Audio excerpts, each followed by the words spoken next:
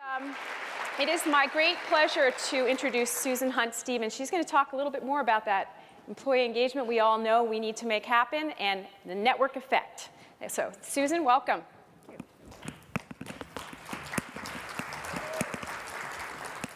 Good morning. Do you ever wonder if those little personal sustainability actions you take matter? The reusable mugs at work, heat dryer on your dishwasher, or any of the other things that sometimes cause spousal problems. For example, I remember trying to rid the house of disposable paper products. And we worked really hard, and we finally got there, and I was so excited about it. So I went to this online calculator and put in what the lifetime impact would be and realized I'd burned a marital chit for 1/3 of a tree. Now, what if, in fact, it's not just the actions that take and the impact they have, but what if, in fact, it matters because those actions influence others? And that, in fact, it's part of changing social norms and perhaps even changing society as a whole. What if you could prove that you were part of catalyzing a movement? So my name is Susan Hunt-Stevens. I'm the founder and CEO of WeSpire. And 5 years ago, we started on a journey to prove that you could use technology to close the gap between people who say they want to do something to be more sustainable and the people who actually do it. They could use social mechanics, game mechanics, and targeted personalized content to really influence behavior, and then have those behavior changes ripple through a social network. Now, what we didn't expect 5 years ago is that we would start working with workplaces. Now, it turns out workplaces are extremely powerful social networks, but we had started with individuals and their friends.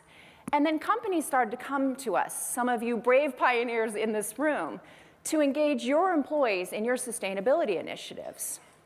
And so now, sitting here today, we've worked with over 30 companies who collectively have about 1 million employees. And we run programs to get them to save energy, waste, water, and increasingly to volunteer, to get it more engaged in the community, and even things like safety, well-being, cybersecurity. And those employees have collectively taken about 2 million actions.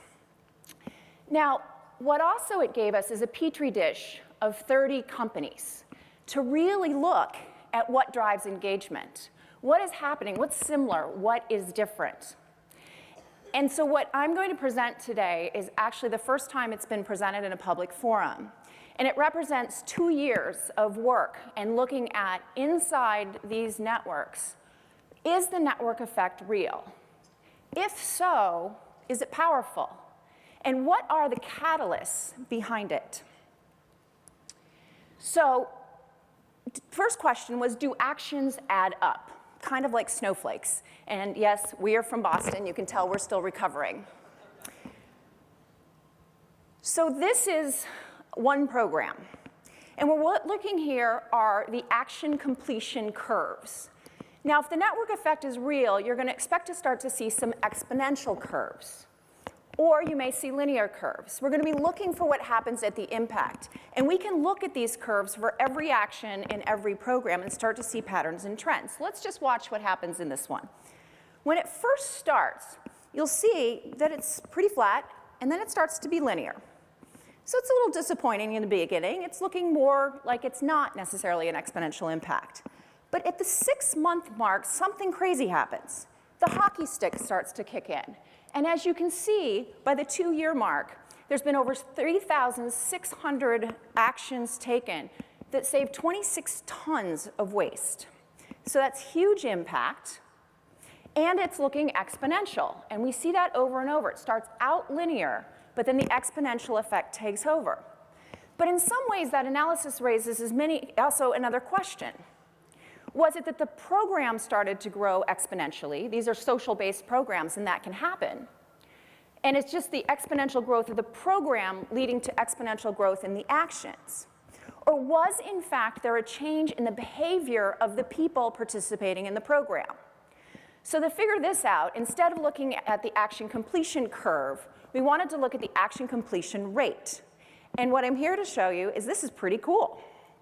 So when it first starts, the likelihood that somebody is going to take an action is about 0.2. And then 30 days later, it starts to grow to 0.3, and grows, and grows, and grows, but then it drops a little. Is it going to come back? That was the big question. Well, not only does it start to come back, but it actually starts to skyrocket. Comes back down a little bit. But at this point, 1 year later, the likelihood of somebody taking this action in the workplace is 5x what it was when we started. And that, folks, shows that not only is there a network effect, but it is truly powerful in the workplace. The final question we get asked a lot by customers is, where do we start to create that network effect? Do we start by engaging those people who are really passionate about sustainability, our green teams, the already committed folks, or do we reach out to others to get them engaged? Does it matter who you start to engage?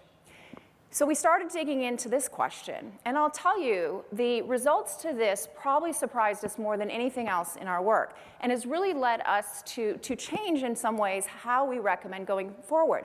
We had believed that getting your most passionate people engaged first was the most critical thing.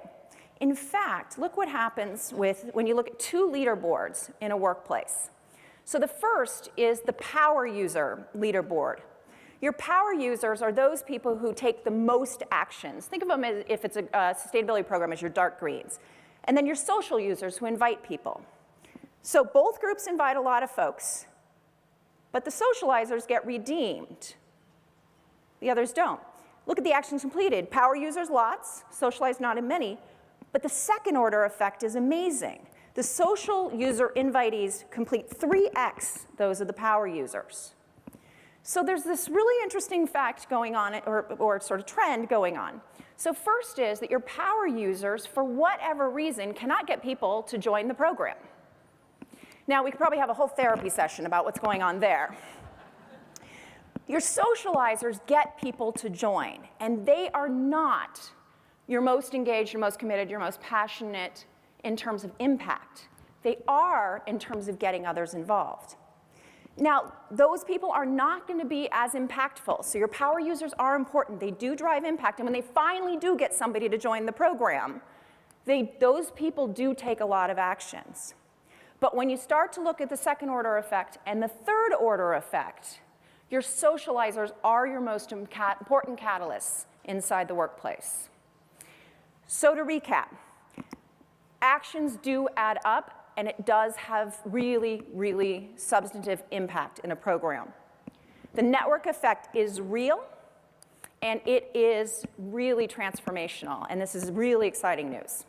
And then finally, your socializers are your key to getting that network effect going. So find them, identify them, and figure out how to get them engaged in your programs. This afternoon, if you'd like to learn more, we are holding a workshop at 3 p.m. on the secret sauce of highly impactful employee engagement programs. We'd love to talk more, not only about what we're doing, but what some amazing companies that are out there in this crowd are doing. And I look forward to hearing more from you all this afternoon. Thank you very much.